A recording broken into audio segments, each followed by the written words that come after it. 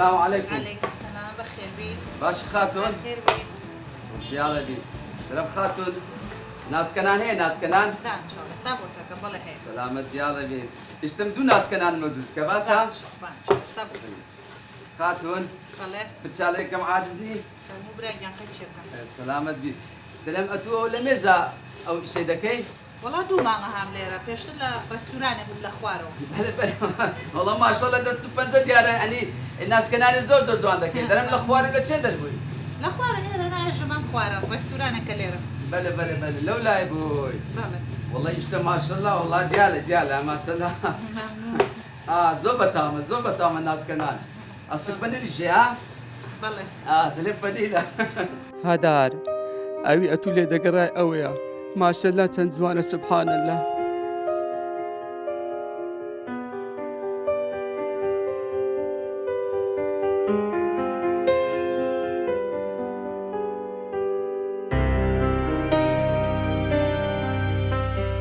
خاتون بالله. اشتم دلم ناوتيا نام عواسة. آواز بالله. الله آواز أو ناوى خوستيا أو ناوى دزاين لتشندل آواز خان أو ناوى لكم الزوزو مهمة مالا ودان أو ناوى تو يستاكا كتيتا إيلا ناو دلم الله ببرساتوش ناو تسيا أمن إيه تناوتشي. قرباني بيك إنها كانت بم آواز جان أمن سنام هي بهدي بانك دكي بهدوي بانك دكي بهد هاري بانك دكي أتوها بخول شام بانك دكي بانكا دلم آواز خان شان قربان ناو ناو بلاسيت ناو يعني أو ناو يعني زول ما زمن دودك هلم بلاسيت بلم أو ناو تسقي توا روي دلم آواز خان أتوقع تشندري ما خفتي مريوان. مريوان روش هلات بالله. خدشي مريوان خدشي روش هلات براستي قهرمانن براستي پالوانن براستي كرد پرورن فاشلي هم رجل فاشلي خيالي بس احساس دويلانا يزبد منيا من ما مستعتمني أنتم ما مستعمني اتو ما مستايمني أدي أقصد لعنة تدكي نمزاي داولي بردون دكم تو هذا كي إيش اللي جنكم نا ايش بيك هو دكين بس اگه ايش بيك هو كين كاس سبونسرك شتك ماني اما بيكين سبونسر ياك هي شي هي سعدي بزاز سعدي بزاز قماش فروش كورة سعدي دري اتو بزاز قماش فروش دري سعدي وسيما دي باشا دو علوي دكي بيش دني استفادة شي زور دكا استفادة سنك اخا كل قماش كانوا هم دادنينو دني هو قماش سعدي وبرا بيدادين اخواري ما عرفت خلانه بي اي والله هي زوانا درتو درست بابري برو بابا ببيش كودي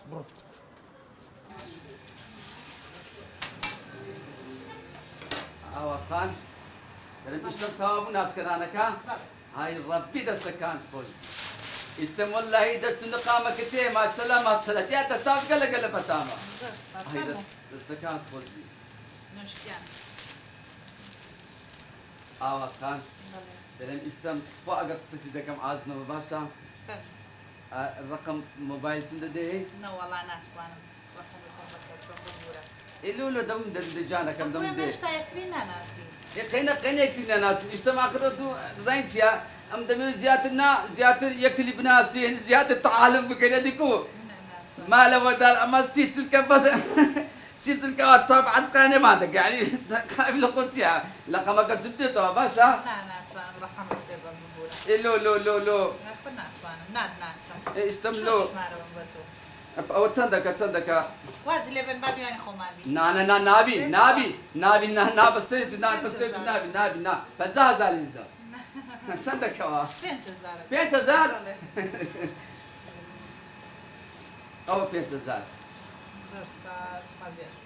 سكت بيبلم آواز أو دليتو عفوا يعني دلك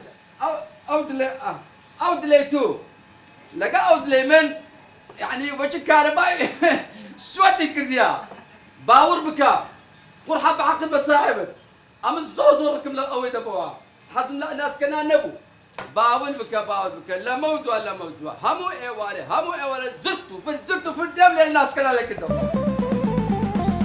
سلامتي باي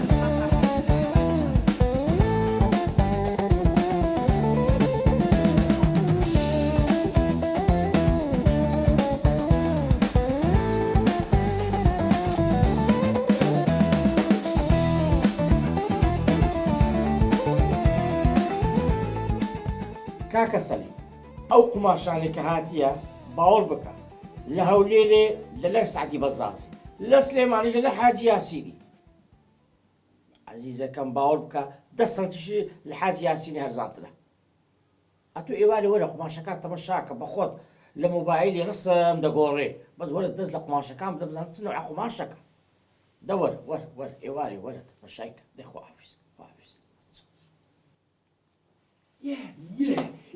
السلام عليكم كاك سعدي بزاز شلوني كاك سعدي بزاز كاك سعدي بزاز هاي بابا غوتستانا والله كاك سعدي بزاز ايش ما بيلكت يا وتسيو ها بقى بقولي هات يا والله كاك سعدي ايشك ما فيك يا او ما كان ما سبالي لي بزار تسي شكا والله ايشك كمان اويا بيش سبونسر ما بكي ستان بكام سبونسر تسي هذه سبونسر كاكا اما دست ما برا بشتي كرديا ايه عاوزة بيست اوي بتقينوا فيستيفالا شي دكيت ايه لو فيستيفالا دا بيست ما بس سبونسر يا كسك بالبشتي ما بكا كرة ما زور غلطات هنا ام كابل يا شي غريب قماش روش ايش الجملة دكم اما تسبي وين دكم بفستيفال وبسبونسر كاك سعدي همودي كورا كان بقماش تو دادا بوشنو لنا وراسي جنسين سعدي بزاز كرة رقمك تاع غلط لي دا نا رقمك ما غير لينا يعني بزان ايش كتامت ايش ايشك ما استا اوا ها استا رابا كله دري بزانا كوا را لا سنسي بزانا لوبري كاك رابا كاين لوبري هاوريكم هبو بقى ما كنت درسوس بو او بيا شي بيش بو بلام زور درسوس بو بلام زور درسوس بو يا خوم دا وكبر بردامنا بلام بداخو ناباغاتو بداخو يا كاك سعدي يعني بابا كان تنكم ولايتي اري والله كوملاتي استا او باسم كل لقى لسا هاوري بدنمك كاك سعدي دواس بيدنا وايش مني عزيزي رابي زاتريش معايا ايش دواسم بينا كاك سعدي رابي زاتريش معايا بس تو بيز دقة متالي بداما استا دفترك لو دردينا رابا تشي خوش لو دخينوا ما تزقاي اقول له يا اخي بياوي. انت قلت يتساوى كاك سعدي ما تزالك مدي رابا كان لو بريم بياوي دوجين زجي كنكونا نفهم النظام بوديكي بدو بينا بابا بينا او ايش ينقو بكر كمان ناي لو قطعن بقى سبونسرش كبه بينو بابا تخالو كاك سعدي ايش ينقو بكر كمان ناي كاشمن كاك سعدي ولا بخو بروح هستي كاك سعدي قش اندومي اخي كاك استفادي سودري بصوا بروح كلها او مي بدري بس اتو ناس بتجي بروح بحيوتو شنو تمشي كل عمل النمينين والله لو هو مش عليه وش عليه لو مدخيته بما سبونسرت تقاطرم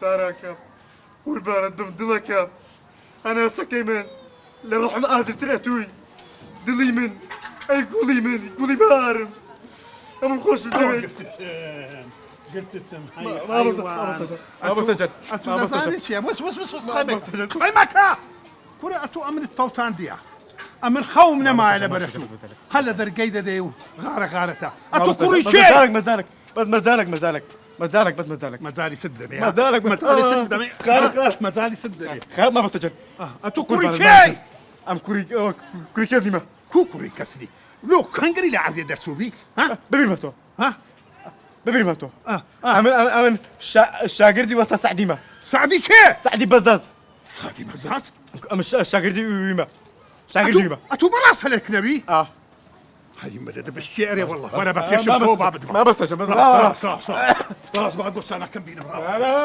ما بستجد هوريك قربان بقول عندك كل شيء قربان هوريك اتو بيمنالي واسمع اتو بيمنالي تسلك سي من دبي ها ولا بفيش الكودي بفيش الكوبا